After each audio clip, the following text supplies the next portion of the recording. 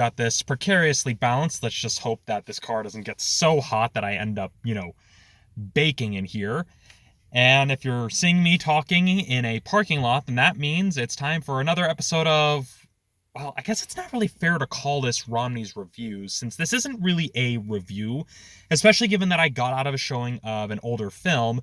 And I also feel it's not really fair to call this a review, considering that I missed the first 10 minutes. It was a whole thing. I had an issue ordering concessions through the app.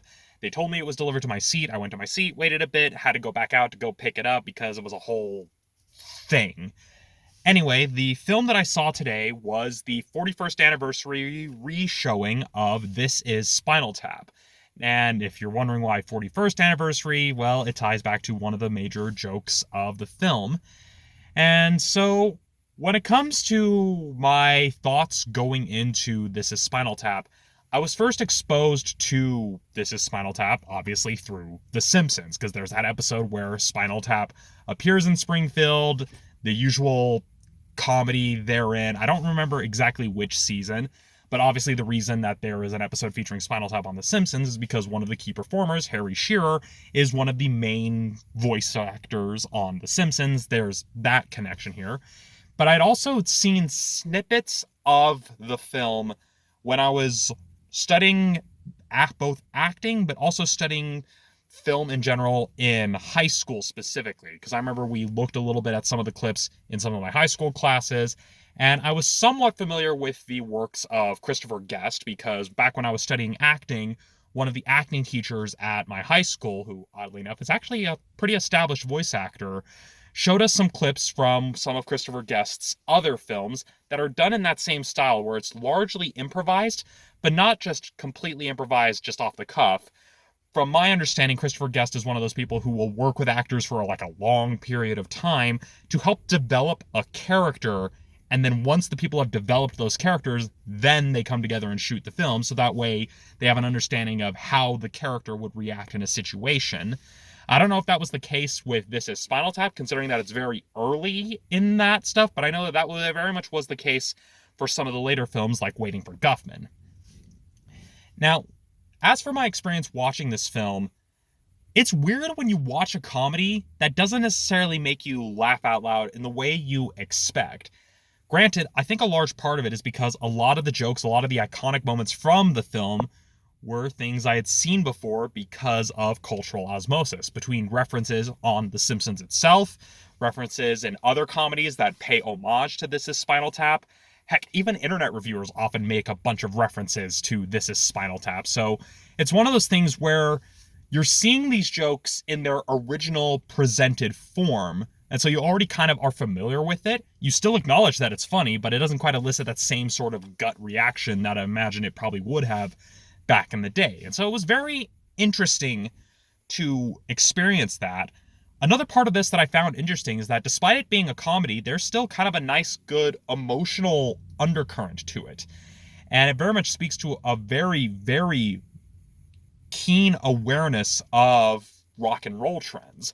And I don't want to necessarily go into spoilers for a 41-year-old film, but I would definitely say that when you're looking at the way the cast interacts, the way the characters interact, and the drama that emerges within the band itself, it's very much one of those things of, okay, the people making this movie clearly did their research. They didn't just try to have stand-ins for obvious celebrities. They kind of went like, okay, why are the reasons bands have drama? What are the common underlying issues that come up when a band is on tour?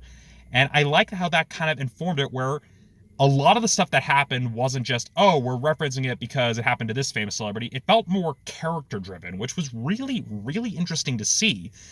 And even though it was still a bit of a farce with some of its beats, where it's like, yeah, we are making fun of these beats here, there was this earnestness to it that I think has kind of largely begun to vanish from comedy for a fair bit. We're starting to see it come back, but it's something that started disappearing, especially in the early 2000s, because irony poisoning.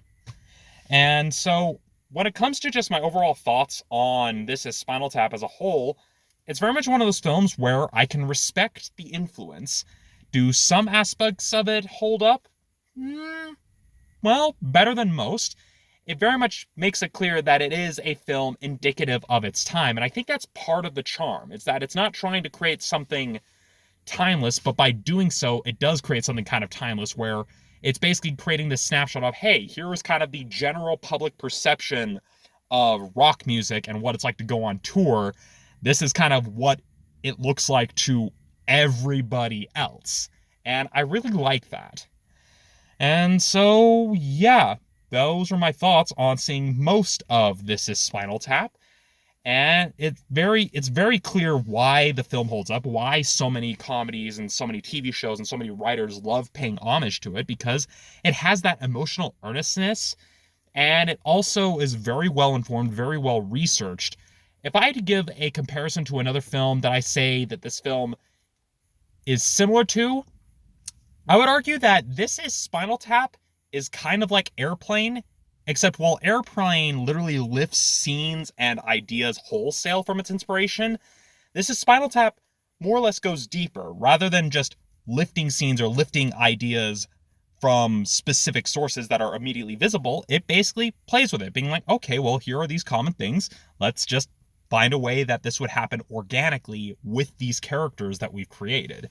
And so, yeah, I'm glad that I saw it, and it was really cool watching it in theaters, and honestly, some of the music is actually legitimately good and holds up rather well, even some of the more sillier songs.